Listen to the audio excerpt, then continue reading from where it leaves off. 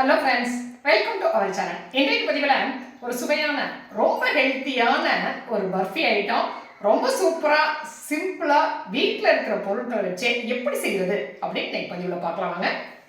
இந்த பர்ஃபி செய்கிறதுக்கு இன்னைக்கு நான் மக்கானா எடுத்துருக்கிறேன்.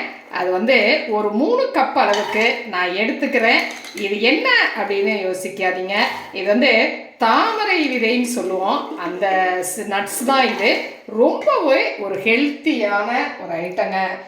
புரோட்டீன், ஃபைபர், கார்போஹைட்ரேட் எல்லா சத்துக்களுமே கொட்டி கிடக்கக்கூடிய ஒரு நட்ஸ் தாங்க இது. இது எல்லா டிபார்ட்மெண்ட் ஸ்டோர்லேயுமே கிடைக்கும். இது தாமரை விதைகள், இதை மக்கானா அப்படின்னு சொல்லுவாங்க.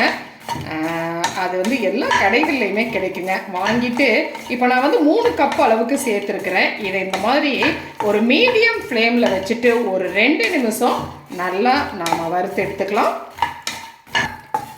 இது ஒரு 2 நிமிஷம் போல் நல்லா வறுபட்டுச்சு பாருங்கள். இது எல்லாருமே அது இந்த அதிகப்படியான சத்துக்காக எல்லாருமே சாப்பிடக்கூடிய ஒரு நட்ஸுங்க. சுகர் பேஷண்ட்டு, ஹார்ட் ப்ராப்ளம் உள்ளவங்க எல்லாருக்குமே இது ரொம்ப சாப்பிடக்கூடிய ஒரு உணவுப் பொருள். இது எல்லா கடைகள்லையுமே கிடைக்கும். இதை சேர்த்து தான் இன்றைக்கி நாம் இந்த பர்ஃபி ரொம்ப சத்துள்ள எனர்ஜியான ஒரு ஹெல்த்தியான பர்ஃபியாக செய்ய போகிறோம் பாருங்கள். ரொம்பவே சிம்பிளாக செஞ்சிடலாங்க. இந்த மாதிரி இது ஒரு 2 நிமிஷம் நல்லா வறுபட்டுருச்சு பாருங்கள். இந்த அளவுக்கு பொறுன்னு நுணுக்க வருது இல்லையா? இந்த ஸ்டேஜில் நம்ம அடுப்பு ஆஃப் பண்ணிடலாம். 3 கப் மக்கானாவுக்கு 1 கப் நிலக்கடலை எடுத்துருக்கிறேன். 3 கப்புக்கு 1 கப் நிலக்கடலை.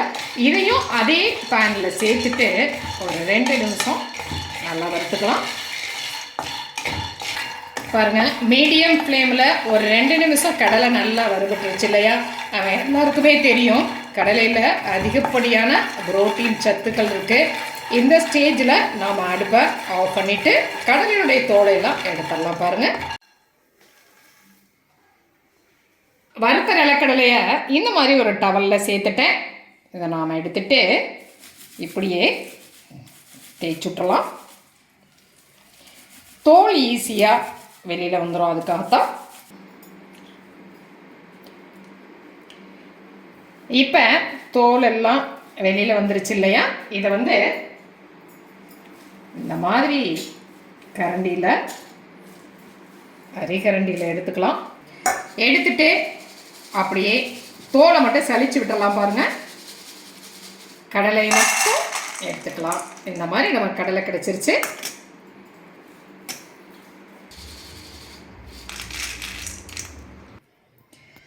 அதே பேனில் ஒரு 1/2 கப் அளவுக்கு நான் வெள்ளை எள் எடுத்துக்கிறேன். வெள்ளை எள்ளும் ஒரு நல்ல இரும்பு சத்து அதிகமாக உள்ள ஒரு உணவுப் பொருள் இல்லையா? இதையும் நாம் ஒரு 1/2 கப் அளவுக்கு நான் சேர்த்துக்கிறேன். இது ரொம்ப லோ ஃப்ளேமில் வச்சுட்டு ஒரு 2 மினிட்ஸ் அப்படியே வறுத்து கொடுத்துக்கலாம். எள்ளு நல்லா வறுபட்டுருச்சு. இந்த ஸ்டேஜில் அடுப்பை ஆஃப் பண்ணிடலாம். இப்போ மக்கானா, எள்ளு, கடலை 3ஐயுமே ஒன்றா சேர்த்துக்கலாம். இதை அப்படியே அந்த 3ஐயுமே ஒரு மிக்ஸி ஜாரில் நம்ம சேர்த்துக்கலாம். சேர்த்துட்டு இதை நைஸாக அரைச்சிக்கலாம் பாருங்கள். அரைச்சாச்சு. இந்த மாதிரி ஒரு பவுடராக நமக்கு கிடச்சிருக்குது. இதை ஒரு பவுலுக்கு நம்ம மாற்றிக்கலாம். இந்த பவுடரில் நான் 1 டீஸ்பூன் அளவுக்கு சுக்கு பொடி சேர்த்துக்கிறேன். சுக்கு பொடி ரொம்ப வாசமானது, உடம்புக்கு ரொம்ப நல்லது. 1 டீஸ்பூன் அளவுக்கு ஏலக்காய் பொடி சேர்த்துக்கிறேன். சேர்த்துட்டு நல்லா கலந்துக்கலாம். இப்போ நான் அடுப்பில் ஒரு பேன் வச்சுருக்கிறேன். இதில் ஒரு 2 டேபிள் ஸ்பூன் அளவுக்கு நான் நெய் சேர்த்துக்கிறேன். சும்மா கொஞ்சமான நெய்யே போதுமானதுங்க. அதிகப்படியான நெய்யெல்லாம் இதுக்கு தேவையில்லை. இதில் இன்றைக்கி நான் ஒரு 1.5 கப் அளவுக்கு வெல்லம் சேர்த்துக்கிறேன். 1.5 கப் சேர்த்திங்கனாலே சரியானதாக இருக்கும். 3 கப் மக்கானா, 1 கப் நிலக்கடலை, 1/2 கப் எள்ளு, 1.5 கப் அளவுக்கு வெல்லம். லைட்டாக ஒரு 1/2 கப் அளவுக்கு நான் தண்ணி சேர்த்துக்கிறேன். இதை நல்லா கலந்துக்கலாம். வெல்லம் நல்லா கரைகிற வரைக்கும் இதை நாம் கொதிக்க விடலாம். எந்த பாகுபதமும் இதுக்கு தேவையில்லைங்க. வெல்லம் கரைஞ்சாலே போதுமானது. வெள்ளப்பாகு நல்லா கரைஞ்சி ரெடி ஆயிடுச்சு பாருங்க. இந்த ஸ்டேஜில் நம்ம பவுடரை ரெடி பண்ணி வச்சிருக்கிற பவுடரை இதில் சேர்த்துக்கலாம்.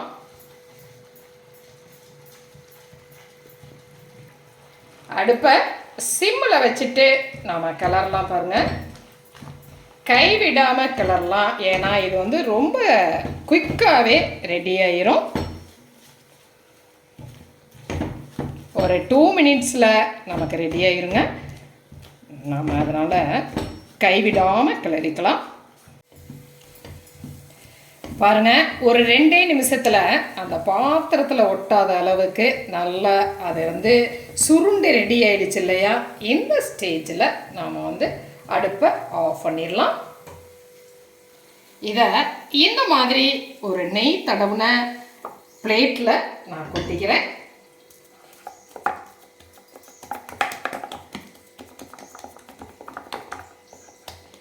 இதை அப்படியே நம்ம சமப்படுத்திக்கலாம். பாருங்கள், இந்த அளவுக்கு இதை சமப்படுத்தியாச்சு இல்லையா? இது வந்து ஒரு 1/2 அன் ஹவர், ஒரு அரை மணி நேரம் அப்படியே இருக்கட்டும். பாருங்கள், ஒரு 1/2 அன் ஹவர் ஆயிடுச்சு. இப்போ நம்ம அதை பீஸ் போட்டுடலாம்.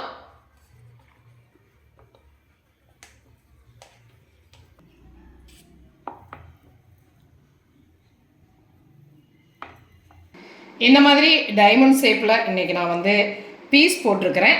இதில் வந்து நமக்கு பிடிச்ச ஃப்ரூட்ஸு நட்ஸு வச்சு நாம் எப்படி வேணாலும் இதை டெக்கரேட் பண்ணிக்கலாம்.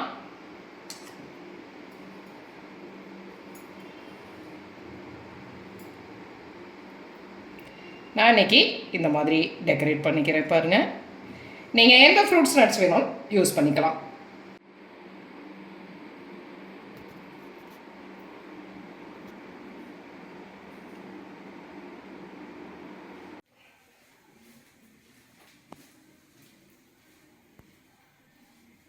இந்த மாதிரி டெக்கரேட் பண்ணியாச்சு.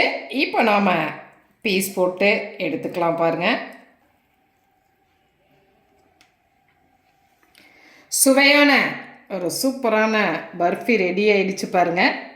இந்த அளவுக்கு எவ்வளோ ஒரு சாஃப்டாக இருக்கு இல்லையா?